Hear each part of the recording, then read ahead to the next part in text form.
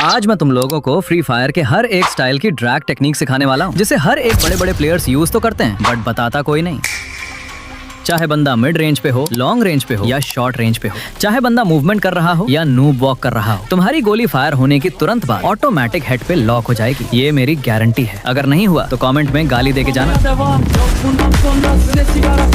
Uçuyor yıldızlara müptezel bayan. Sesler Adana zirveden selam. Durmak yok omi patlamaya devam. Yok bundan sonra size sigara filan. Uçuyor yıldızlara müptezel bayan. Harmanım baba nerede çarşafım? Gördüğüm bu paketler benim dermanım. Hoppa yavaşça açıldı fermanım. Panel users, hackers, सेंसी sellers, इन सब के बीच रहते हुए भी मैं एक छोटी सी उम्मीद लेकर तुम लोगों के बीच आया हूँ, ताकि तुम्हें कोई अच्छे से गाइड कर सके। एक एवरेज प्लेयर से प्रो प्लेयर बनने के लिए जो स्टेप्स लेना पड़ता है वो और कोई नहीं बताता, बट मैं हूँ अल्ट्रा, जो तुम लोगों को बेसिक से लेकर एडवांस तक सारी टिप्स एंड ट्रिक्स देता रहेगा। सबसे पहले बात करते हैं एम प्लेसमेंट की, जिसको लेकर हर बंदा कंफ्यूज रहता है कि एम व्हाइट रखना चाहिए या रेड।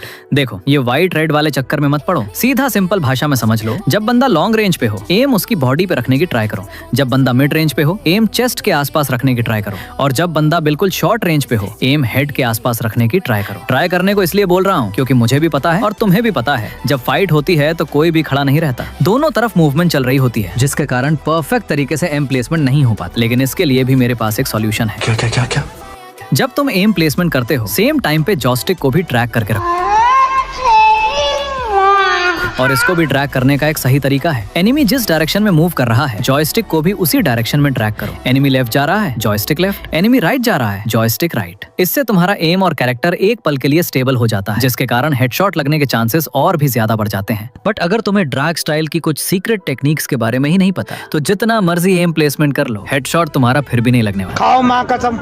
बताता हूँ। लेकिन देखो, ये L save drag, U save drag, V save drag बोल के तुम्हारे दिमाग का दही नहीं करूंगा। इसको भी सिंपल भाषा में समझ लो। अगर बंदा लॉन्ग रेंज पे है तो स्ट्रेट ड्रैग करो। अगर बंदे मिड रेंज पे है तो मैटर करता है कि तुम्हारा एम किस साइड पे है। अगर एम लेफ्ट पे है तो राइट रोटेशन ड्रैग करना है, और अगर एम राइट पे है तो वो मैं नहीं बताऊंगा। तुम लोग कमेंट में बताओ कौन सा ड्रैग करना चाहिए। शॉर्ट रेंज में भी सेम लॉजिक है। अगर एम हेड के ऊपर है तो स्ट्रेट ड्रैग, अगर लेफ्ट या राइट साइड है तो रोटेशन ड्रैग, और अगर एम हेड के थोड़ा नीचे है तो फुल स्पीड से ड्रैग करना पड़ेगा।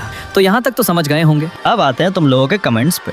एक्यूरेसी वाली पोस्ट पे तुम लोगों ने बहुत सारी प्रॉब्लम शेयर किए थे, उनमें से एक लकी कमेंट मैं पिक किया है। भैया, जब शॉटगन से हेडशॉट लगता है तो एसएमजी से नहीं लगता, और जब एसएमजी से लगता है तब डेजर्ट या वुड पैकर से नहीं लगता। देखो भाई, इसका रीजन बहुत सिंपल है। तुम सारे गन पे सेम ड्रैग स्टाइल यूज कर रहे हो, और यही सबसे बड़ी गलती है, जो सिर्फ तुम ही नहीं, फ्री फायर के 90% ऑडियंस इस गलती को कर रहे हैं, जिसके कारण इन लोगों का हेडशॉट कभी अच्छा लगता है, ये कभी बिल्कुल भी नहीं लगता। क्योंकि हर गन का ड्रैग स्टाइल अलग होता है, गन टाइप और डिस्टेंस के हिसाब से। पूरा दिमाग के ऊपर से जा रहा है ना? रुको जरा, बोला ना सब कुछ सिखा दूंगा। किसी और यूट्यूबर के आगे तुम लोगों को झुकने नहीं दूंगा। शॉटगन के लिए शॉर्ट रेंज में हाई स्पीड ड्रैग और रोटेशन ड्रैग ज्यादा यूज होता है। डेजर्ट ईगल, M500, वुड पैकर और AC80 के लिए लॉन्ग रेंज पे स्लो ड्रैग, मिड रेंज पे मीडियम ड्रैग, शॉर्ट रेंज पे हाई स्पीड ड्रैग यूज होता है। हर रेंज का ड्रैग स्पीड अलग है। अब तुम लोगों के मन पे एक सवाल आ रहा होगा कि अल्ट्रा भाई, हम ये तो समझ लिया कि कब तेज ड्रैग करना है, कब मीडियम और कब धीरे ड्रैग करना है, बट ये कैसे पता चलेगा कि जब धीरे ड्रैग करूंगा तब कितना धीरे ड्रैग करना पड़ेगा, और जब तेज ड्रैग करूंगा तब कितना तेज ड्रैग करना पड़ेगा? तुम पहले ट्रेनिंग ग्राउंड जाओ, जिस गन की ड्रैग स्पीड पे हद सेट करना है उसको उठाओ, लॉन्ग रेंज से हेडशॉट लगाने का ट्राई करो। जब हेडशॉट कनेक्ट हुआ उस टाइम पे तुम परफेक्ट तरीके से धीरे ड्रैग किए थे, मतलब लो स्पीड ड्रैग। मिड रेंज से और शॉर्ट रेंज से भी ट्राई करो। जब जब तुम्हारे हेडशॉट कनेक्ट होगा तब समझना कि तुम मिड रेंज पे परफेक्ट मीडियम ड्रैग का यूज की हो, और शॉर्ट रेंज पे भी परफेक्ट हाई स्पीड ड्रैग का यूज की हो। और ये बार बार प्रैक्टिस करो, वो भी अलग अलग मैचेस पे जाके। नोटिस करना तुम्हारा हेडशॉट रेट पहले से ज्यादा हो रहा है। सिर्फ हेडशॉट मारने से पहले ये चीज को याद कर लेना, शॉर्ट रेंज पे high speed drag, mid range पे मीडियम ड्रैग और लॉन्ग रेंज पे स्लो ड्रैग। बस। अब सवाल आता है, क्या कोई ऐसी ट्रिक है जिससे बंदा हमारे सामने अचानक से आ जाने से हमारे दिमाग को इंस्टेंटली पता चल जाए कि अब स्लो ड्रैग करना है या फास्ट? हाँ है, लेकिन उसको लास्ट में बताऊंगा। पहले फायर बटन साइज और पोजीशन की बात कर लेते हैं।